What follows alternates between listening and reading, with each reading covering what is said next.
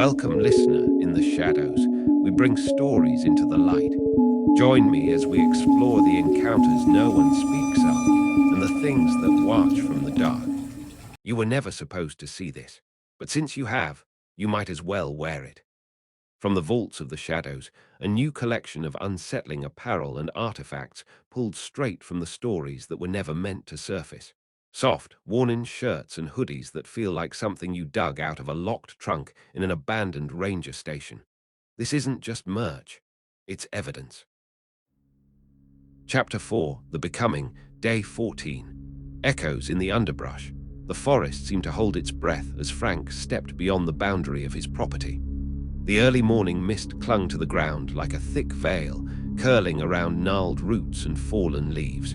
Every step was muffled against the earth's damp sponge, but the silence was anything but peaceful.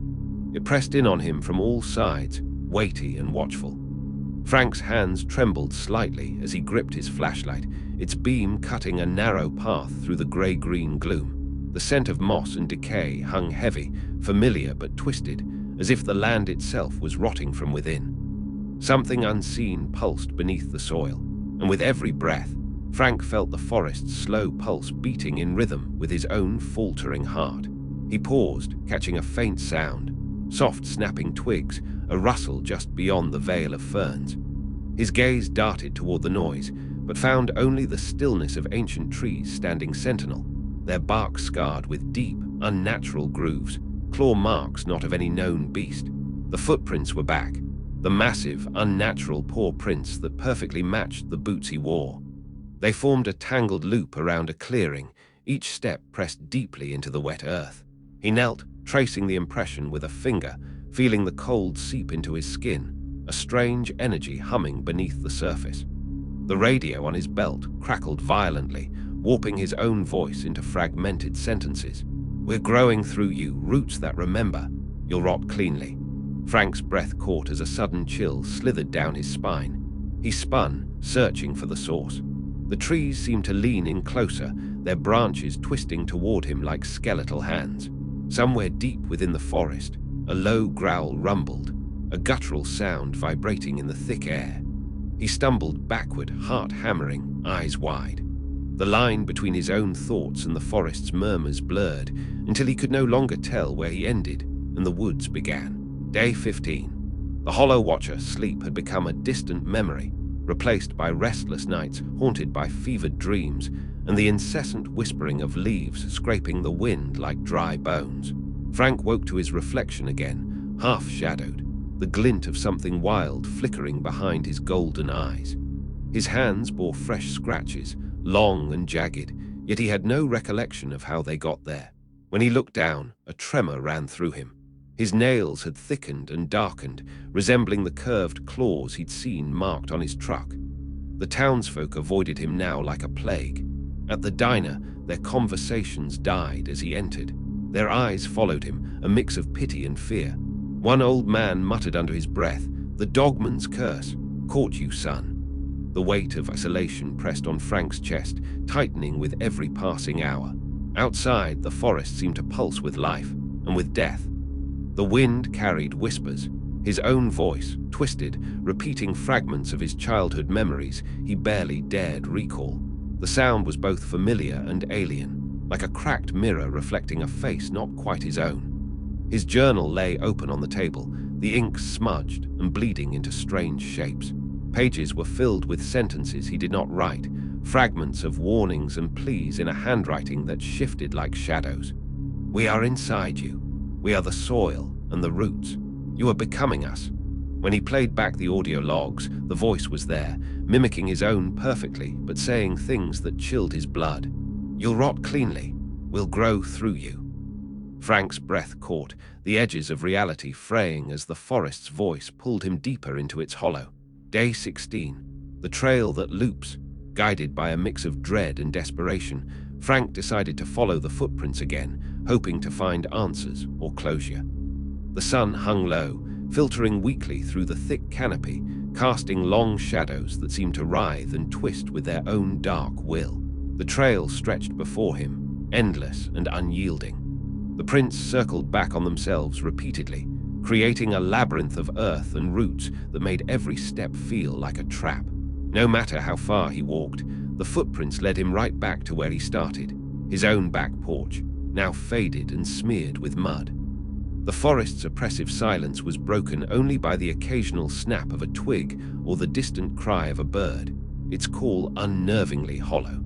Chapter 5, The Howl, Day 17. The weight of silence. Morning came heavy and grey, the sky swollen with low-hanging clouds that pressed down on Frank's shoulders like a shroud. The air was thick with moisture, smelling of wet earth and the faint metallic tang of decay. He could feel the forest watching, the silence itself alive, stretching taut between the trees, waiting to snap. Frank stood at the edge of the new growth, staring at the massive tree with roots that clutched his boots like a lover who refused to let go. The wood was dark and rough, bark gnarled as if twisted by unseen hands. The smell of sap and rot mixed beneath his nose, dizzying and raw. For a moment, he thought he saw movement, a flicker at the edge of his vision, something crouched just beyond the shadows. His breath hitched. He forced himself to turn away, but the air felt heavier, thicker. Each step back toward his truck was slow, measured, as if the earth itself resisted his leaving. His legs trembled under the weight of exhaustion and dread, muscles aching with a soreness that wasn't just physical. At his truck, claw marks he had never noticed before caught the dim light. Long, deep gouges scored into the metal like violent signatures, left by something large and restless. The radio, quiet all morning, suddenly crackled with static. Then a low, guttural growl that morphed into his own voice, warped and layered with something primal. "You belong to us now." Frank's hands clenched the steering wheel so tightly his knuckles turned white. The forest was not just a place, it was a presence, and it was hungry. Day 18. Fractures in the mind, sleep remained elusive, but when it came, it twisted and tore his dreams into grotesque shapes. He dreamed of running on all fours beneath a silver moon, his breath ragged as branches whipped past his face. His ears caught the echo of his own howl, a raw, aching sound that left a hollow inside him long after waking. When he opened his eyes, the room spun lightly, shadows pooling in corners that should have been empty. His reflection in the cracked mirror was no longer his own. His eyes glowed faintly yellow, teeth sharper than before, and his skin bore fine scratches like the bark of the trees. Frank's journal sat open on the desk. The pages were smeared with mud and ink, scrawled with words he didn't remember writing. "I am losing myself. The howl calls from inside.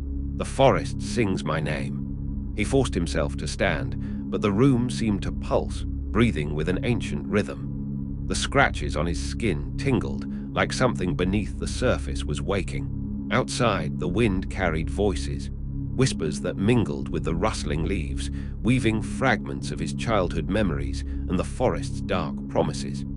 He pressed his hands to his temples, trying to block the creeping madness, but the voices only grew louder, relentless as the tide. Day 19. The scent of blood and bark. Drawn by a compulsion he could not resist, Frank returned to the forest. The air was colder, crisp and biting, with the sharp scent of pine needles crushed underfoot mingling with the musky tang of damp earth. The footprints led him deeper, twisting between ancient oaks and towering pines whose branches knit together to blot out the sky. The underbrush whispered, voices barely audible but insistent, echoing his name in fragments. He found his dog, a flicker of movement between the shadows. The animal was alive but wary, its eyes gleaming with a strange intelligence.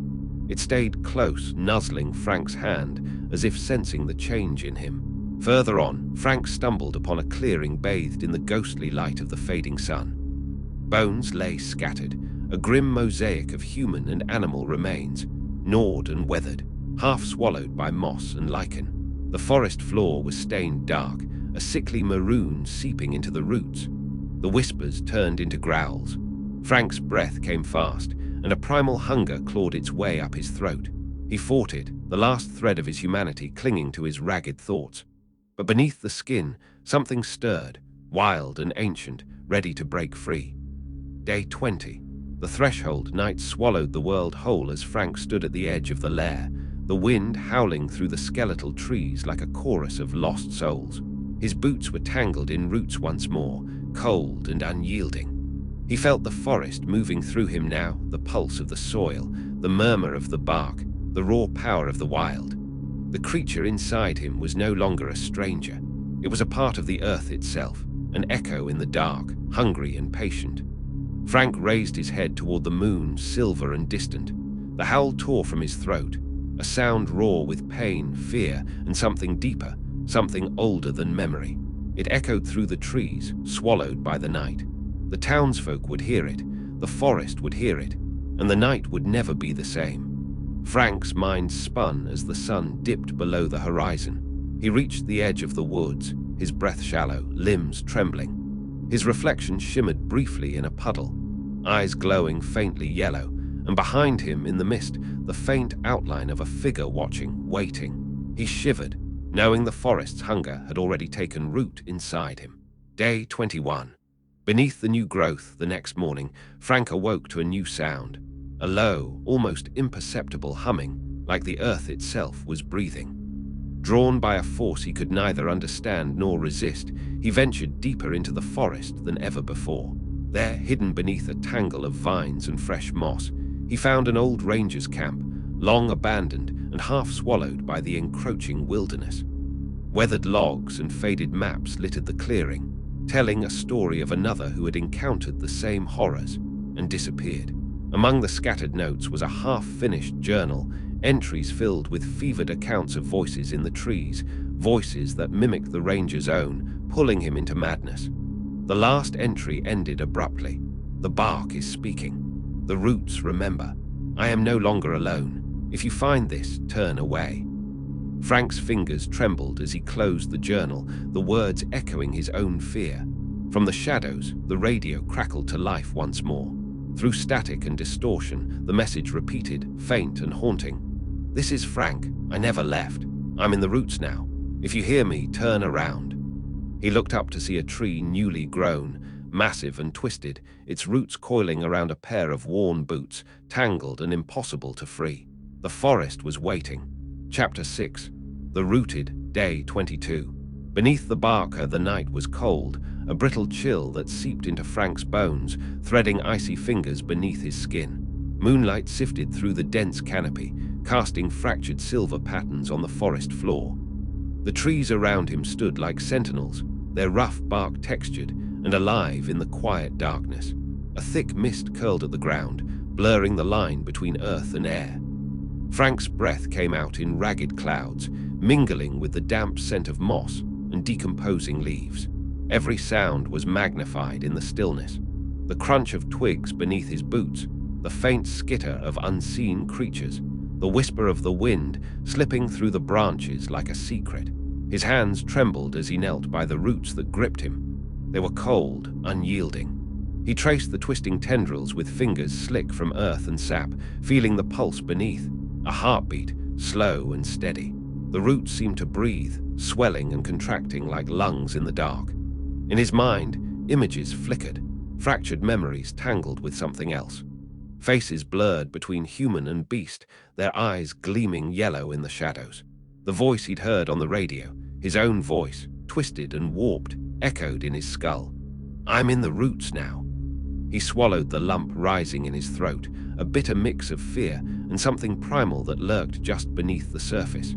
Frank could feel the shift happening, like the slow cracking of ice beneath his skin, the dissolution of the man he once was. Day 23. The Lair's Secret. Dawn filtered weakly through the trees as Frank pushed deeper into the forest, led by the fractured trail of footprints that mirrored his own boots. The woods here were ancient, older than memory, draped in thick layers of lichen and tangled vines. The air was thick with a scent like wet stone and old wood, pungent and strangely intoxicating. He found the ranger's camp, or what remained of it. Crumbled stone foundations choked by roots, rusted tools half buried in the dirt, and a weathered journal with pages brittle and yellowed. Frank's fingers trembled as he opened it. The entries were erratic, scrawled in a hurried hand, descriptions of voices, mimicry, and shadows that moved without bodies.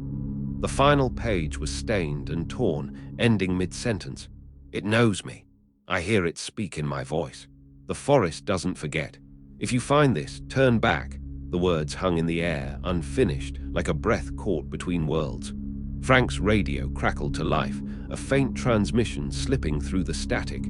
"This is Carmen. I never left. I'm in the roots now. If you hear me, turn around." The message was distorted, but unmistakably his own voice, or something that sounded like it. Day 24. Unraveling, the boundary between man and beast blurred further. Frank awoke beneath the canopy, tangled in roots and leaves, his skin slick with dew and something darker. His thoughts were fragmented, memories slipping away like smoke through fingers. In the stillness, the forest whispered, a susurrus of voices layered with his own. He heard laughter, weeping, and growls that rose from some place deep inside him. His hands itched, nails growing sharper, and the muscles in his legs twitched with unfamiliar strength. He stumbled toward the edge of the clearing, where the bones lay scattered like a grotesque altar. The air was thick with the scent of blood and earth, a potent mix that churned his stomach and quickened his pulse. Frank's reflection shimmered in a pool of water, eyes glowing faintly yellow, teeth sharper, skin roughened like bark. The howl inside him built to a crescendo, a sound not fully human nor beast, tearing from his throat and echoing through the trees. Day 25. The last howl. Night fell like a shroud, cold and unyielding. Frank stood beneath the tree that had grown overnight, a massive, twisted thing with roots entwined like fingers around the earth. His boots were tangled once more, bound to the soil as if he'd become part of the forest itself. The air was thick with the sound of his own breath, ragged and uneven. The creature within roared to life, primal and fierce, clawing to be free. But somewhere deep, the last thread of Frank's humanity clung on, a fragile spark flickering in the darkness. He raised his head to the moon and howled, a raw, aching sound that blended with the rustling leaves and distant calls of night creatures. It was a surrender and a warning, a sound that would haunt the woods long after he was gone. As the howl faded, the forest seemed to inhale, swallowing the sound and the man beneath the bark. The roots tightened their grip and the shadows closed in. Frank was no longer just a man. He was part of the forest's endless whisper, a shadow on Old Mill Road, forever lost between worlds. You made it back for now, but the things in the dark never truly leave, do they? They watch, they wait, and perhaps they remember you now too. If you want to hear more, if you dare to listen again, step back into the shadows. Like the video, subscribe, but know this, some doors once opened do not close so easily.